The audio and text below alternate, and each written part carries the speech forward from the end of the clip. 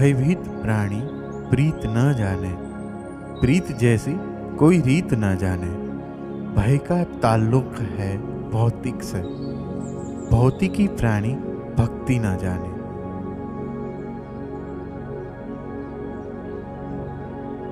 સંત શ્રી શ્યામ બાપુના આશીર્વચનમાંથી વિષય હું, આત્મા અને ઉત્પત્તિ. પ્રકરણ હું કોણ છું, તેમાં હુંની કક્ષા બીજી. ભાગ 26. ગયા ભાગમાં ત્રણેય પ્રકારની યાદોનો સંક્ષેપ પરિચય મેળવ્યા પછી હવે આગળ જોઈએ. જેમ વૈજ્ઞાનિકો કહે છે કે માણસના મૃત્યુ પછી પણ તેની યાદો રહેતી હોય છે, ઇન્ફોર્મેશનના રૂપમાં રહેતી હોય છે, તે આપણે પહેલાં જોઈ ગયા છીએ. તો પછી બીજી કક્ષા પ્રમાણે જોઈએ તો શું હું એટલે આ બધી એકઠી કરેલી યાદો અને માહિતીઓ થાય, ઇન્ફોર્મેશન્સ થાય? બિલકુલ નહીં. જો યાદો, ઇન્ફોર્મેશનને જ જીવન માની લેવામાં આવે તો ત્યાર પછીના અસ્તિત્વનું શું? લાગણીઓ, ભાવનાઓ, જજ્બાતને શું માનવું? ફક્ત યાદોથી તો લાગણીહીન અહંકાર ઉત્પન્ન થઈ શકે. જીવનમાંથી અહેસાસનો છેદ ઉડી જાય. દિમાગમાં ભરેલી યાદો તો નિર્જીવ હોય છે, તેથી રોબોટ જેવું નિર્જીવ જીવન જીવી શકાય. તેથી આગળ ન વધી શકાય, જિંદગીમાં જીવંતતા ન આવે. અને દરેક માણસમાં અહંકાર તો છે જ, તે આપણે પહેલાં પણ જોઈ ગયા છીએ. તેથી યાદોને જ પોતાનું અસ્તિત્વ માની લેવામાં આવે તો તે અસ્તિત્વ અધૂરું કહેવાય, અપૂરતું કહેવાય. માનવીય અસ્તિત્વ યાદો પૂરતું જ સીમિત નથી, યાદો કરતાં ઘણું વિશેષ છે. માનવીય અસ્તિત્વ બીજા પણ અનેક આયામો ધરાવે છે, જે ભૌતિક જિંદગીથી અલગ હોય છે. તેથી જીવન યાદો પૂરતું જ સીમિત નથી. માણસ તેના જીવનમાં બનતા ઘણા બધા પ્રસંગો ભૂલી જતો હોય છે. બાળપણની વાતો યાદ નથી, દૈનિક જીવનમાં બનતા સામાન્ય પ્રસંગો યાદ નથી. વાતચીત કરતાં કરતાં અમુક વાતો ભૂલી જવાય છે. ઘણા માણસોનો સ્વભાવ ભૂલકણો હોય છે, તો ઘણા માણસોને ન ગમતી વાતો કે પ્રસંગો યાદ નથી રહેતા. જો યાદો જ જીવન હોય તો ભૂલાઈ ગયેલી વાત કે પ્રસંગ વખતે જીવન ન હતું? યાદ ન રહેવું, બધું વિસરાઈ જવું, તે જીવલેણ રોગ નથી, પરંતુ જીવનની ગુણવત્તા જળવાતી નથી. અલ્ઝાઇમર, અમરેશિયા જેવી બીમારીમાં પણ માણસ જીવે તો છે, પરંતુ જીવનનું ગૌરવ ગુમાવી દે છે. જે યાદો વિસરાઈ જાય છે તે યાદો પણ તેના દિમાગમાં તો હોય છે જ. અલ્ઝાઇમર જેવી દિમાગી બીમારીની વાત અલગ છે. બાળકોનો જ્યારે જન્મ થાય છે તે તેને યાદ નથી હોતું. જન્મથી 1 કે 2 વર્ષની ઉંમર સુધીના કોઈ પ્રસંગો બાળકને યાદ નથી હોતા, પરંતુ તે બધી યાદો તેના દિમાગમાં તો હોય છે જ. તો શું જ્યારે યાદ નથી ત્યારે જીવન નથી? જીવન તો છે જ, પરંતુ તે જીવન યાદ નથી. માણસ ભૂતકાળમાં બનેલા કોઈ પ્રસંગ કે પરિસ્થિતિને ભૂલી ગયો હોય તો ત્યારે પણ જીવન તો જીવ્યો હોય છે જ, પરંતુ તે પ્રસંગ કે પરિસ્થિતિ યાદ નથી અને તેનો અહેસાસ પણ નથી. જે પ્રસંગ કે પરિસ્થિતિને માણસ હંમેશને માટે જ ભૂલી જાય છે તો તેના જીવનના એટલા ટુકડાને તે ક્યારેય માણી શકતો નથી. તે પ્રસંગ કે પરિસ્થિતિ સુખદ હતી કે દુઃખદ હતી તેનો પણ કોઈ મતલબ રહેતો નથી, કારણ કે જે યાદ ન હોય તેનું સુખ કે દુઃખ પણ ન હોય. જે ચીજ તમે યાદ નથી રાખી શકતા તે ચીજ તમને સુખી કે દુઃખી નથી કરી શકતી. તો એક પ્રશ્ન થાય, માણસને પીડાનો અનુભવ કઈ રીતે થતો હશે? માણસ પીડાનો, દર્દનો અનુભવ એટલા માટે કરી શકે કે તે પીડા કે દર્દ તેને યાદ આવે છે, અથવા તે પીડા તેને યાદ રહે છે. તેથી માણસ પીડાનો અનુભવ કરી શકે છે. જો માણસ દર્દને ભૂલી શકે તો માણસ તે દર્દના દુઃખથી મુક્ત થઈ શકે. બહુ વિચિત્ર લાગે છે ને? શરીરમાં પીડા થતી હોય તે કઈ રીતે ભૂલી શકાય? જો કોઈ ભૂતકાળનું દુઃખ હોય તો તે ધીમે ધીમે સમય જતાં ભૂલાઈ જાય છે, પરંતુ શરીરની પીડા તો વર્તમાનની હોય છે, તે કઈ રીતે ભૂલી શકાય? આવા વિચાર કોઈને પણ થાય, પરંતુ આ નિયમ એકદમ સાચો છે. જો યાદ નથી તો દર્દ નથી. આ નિયમ સમજવા માટે કોઈ બહારનું કાલ્પનિક ઉદાહરણ નહીં, તમે તમારું જાત અનુભવનું જ ઉદાહરણ લઈ શકો છો. તમે તમારા કોઈ ભૂતકાળના પ્રસંગને યાદ કરો કે જ્યારે તમે બીમાર થયા હશો. ધારો કે તમને એક વખત બહુ માથું દુખતું હતું, સખત દુખાવો થતો હતો. ક્યાંય ચેન પડતું ન હતું. આવી બેચેનીની હાલતમાં કલાકો પસાર થઈ જાય છે. એવામાં તમારો કોઈ અઝીઝ દોસ્ત કે મનગમતા મહેમાન આવી પહોંચે છે. તેની ખુશીમાં તમે પીડાને ભૂલી જશો. આવું ઘણીવાર તમારી સાથે બન્યું હશે. જો દર્દ લાંબુ હશે અને તમને ફરી તેની યાદ આવી જશે તો ફરી પીડાનો અનુભવ થશે. પરંતુ દર્દ ટૂંકું હશે અને તમે લાંબા સમય સુધી મિત્ર કે મહેમાન સાથે આનંદની વાતોમાં વ્યસ્ત હશો અને ઘણીવાર પછી યાદ આવશે કે મને તો માથું દુખતું હતું. તે દુખાવો ગાયબ થઈ ગયો હશે. આવું તમારી સાથે બન્યું હશે. તો આનો મતલબ શું? દર્દની યાદ દર્દને જીવતું રાખે છે. આ નિયમ દુઃખમાં પણ કામ કરે છે તો સુખમાં પણ કામ કરે છે. બંને રીતે કામ કરે છે. સાધારણ રીતે દર્દ ભૂલાઈ ગયું તો દર્દ ખતમ થઈ ગયું. તે રીતે ખુશી ભૂલાઈ ગઈ તો ખુશી પણ ખતમ થઈ ગઈ. ખૂબ સારા આનંદના અવસર પર જો જૂની દુઃખની યાદો આવી ગઈ તો તે અવસર તમને આનંદ નહીં આપી શકે. યાદ વર્તમાનને અતીતમાં લઈ જશે અને તે સુખની પળોમાં પણ દુઃખનો અનુભવ કરાવશે. કારણ કે દર્દ, પીડા, ચિંતા, તકલીફ, દુઃખ યાદો સાથે જોડાયેલા હોય છે. તે જ રીતે આનંદ, ઉમંગ, ઉત્સાહ, ખુશી, સુખ પણ યાદો સાથે જ જોડાયેલા હોય છે. આ મનની કમાલ છે. આ માનસિક જગતની કમાલ છે. કારણ કે સુખ અને દુઃખ માનસિક હોય છે. તેથી આધ્યાત્મિક રીતે જોઈએ તો સુખ અને દુઃખમાં કોઈ ખાસ ભેદભાવ હોતો નથી. આધ્યાત્મિક રીતે સુખ અને દુઃખ બેઉ સરખા હોય છે. તે બંને માણસને ભૌતિકવાદી બનાવે છે, આધ્યાત્મવાદી નહીં. આને એક મીટર તરીકે ઉપયોગમાં લઈ શકાય, પોતાની જાતને માપી શકાય. આ ભૌતિક સંસારમાં જ સુખ અને દુઃખનો અનુભવ થાય છે. આધ્યાત્મિક રીતે સુખ દુઃખ જેવું હોતું નથી. આધ્યાત્મ જગતમાં આનંદની અનુભૂતિ હોય છે, પરમ આનંદની અનુભૂતિ હોય છે. જો તમને એવી ટેકનિક આવડી જાય કે તમે ધારો તે યાદ કરી શકો અથવા યાદ રાખી શકો અને ધારો ત્યારે તે ભૂલી જઈ શકો, તો તમે સુખ અને દુઃખ પર વિજય પ્રાપ્ત કરી શકો.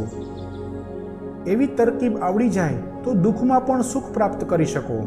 તમે એવી સાધના શીખી શકો તો તમે બાહ્ય પરિસ્થિતિથી અલિપ્ત રહી શકો.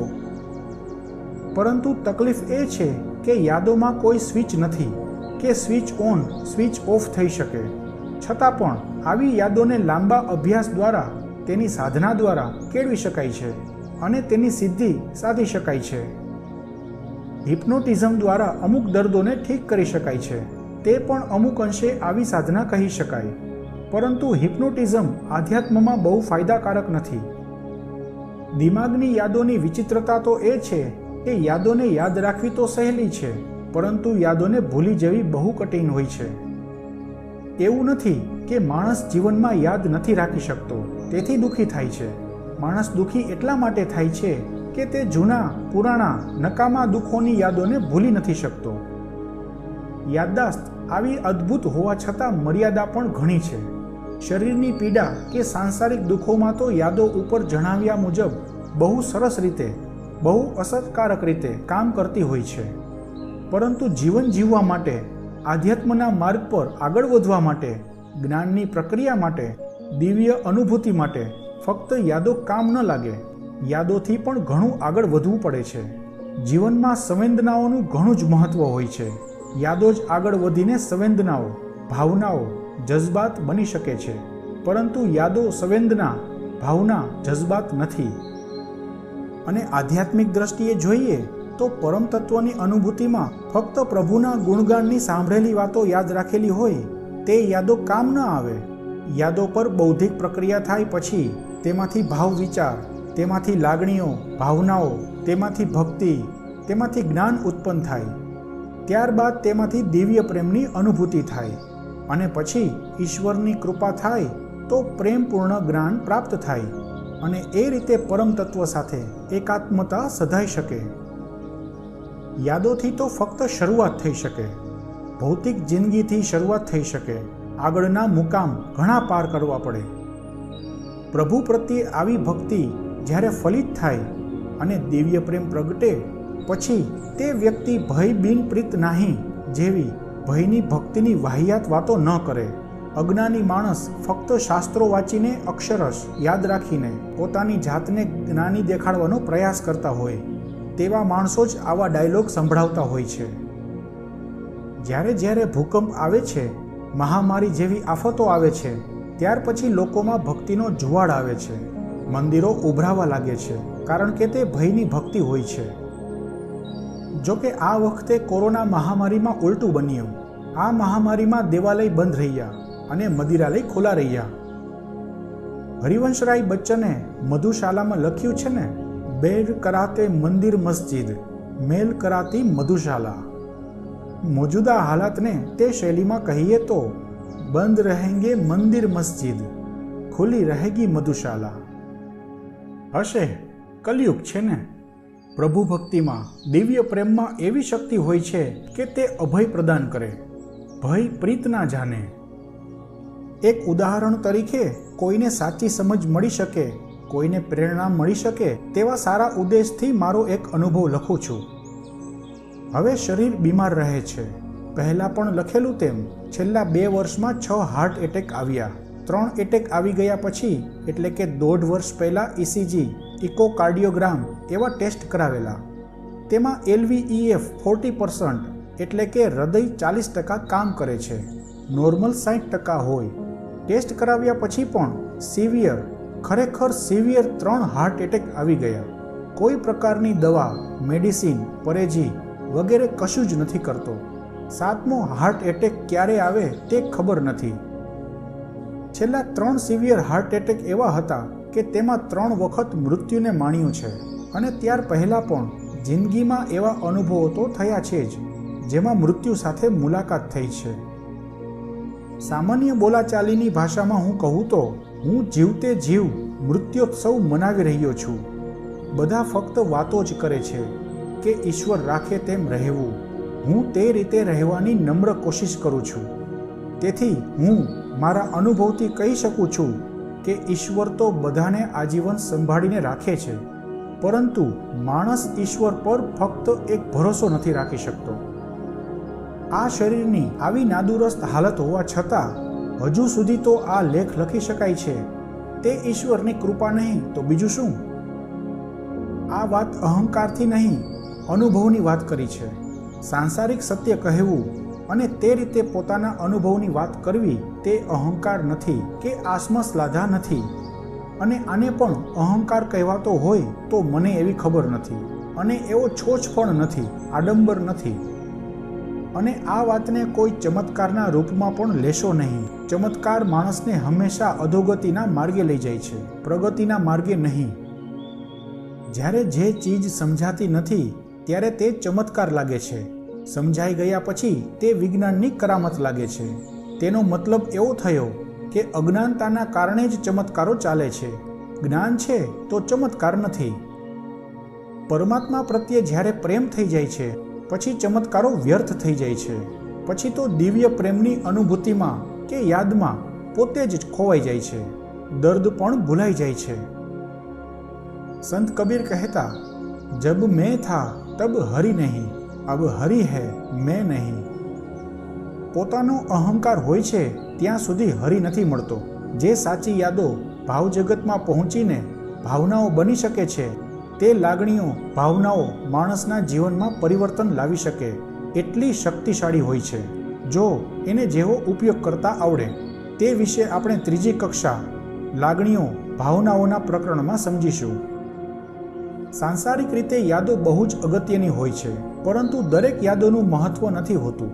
ભૌતિક જિંદગી દરમિયાન ખરેખર મહત્વની અને કામની યાદો તો બહુ જ થોડી હોય છે. તોમાંથી એક ભાગની પણ મહત્વની અને કામની યાદો નથી હોતી.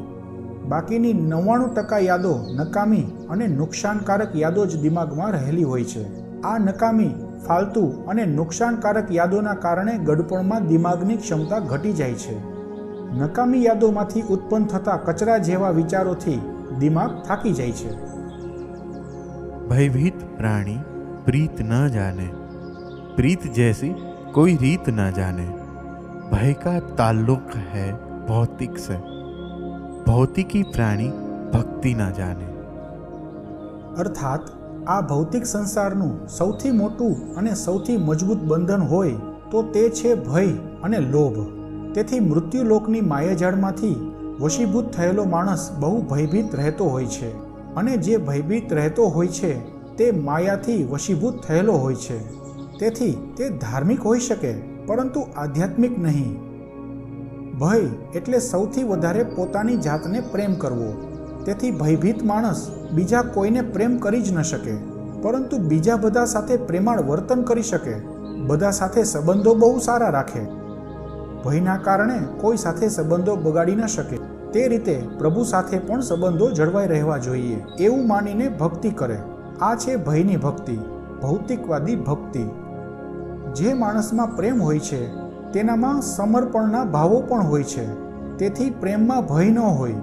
યોગની દ્રષ્ટિએ જોઈએ તો શરીરમાં મુખ્ય 7 ઉર્જા કેન્દ્રો કે ચક્રો હોય છે. તેમાંનું એક અનાહત ચક્ર છે, જે પ્રેમ અને ભયનું સ્થાન છે. એક જ ચક્રમાં પ્રેમ અને ભય બંને સાથે રહી ન શકે. તેથી પ્રેમ છે તો ભય નથી, અને ભય છે તો પ્રેમ નથી. આવતા અંકમાં હું કોણ છું પ્રકરણોમાં હુંની કક્ષા બીજી ચાલુ રહેશે.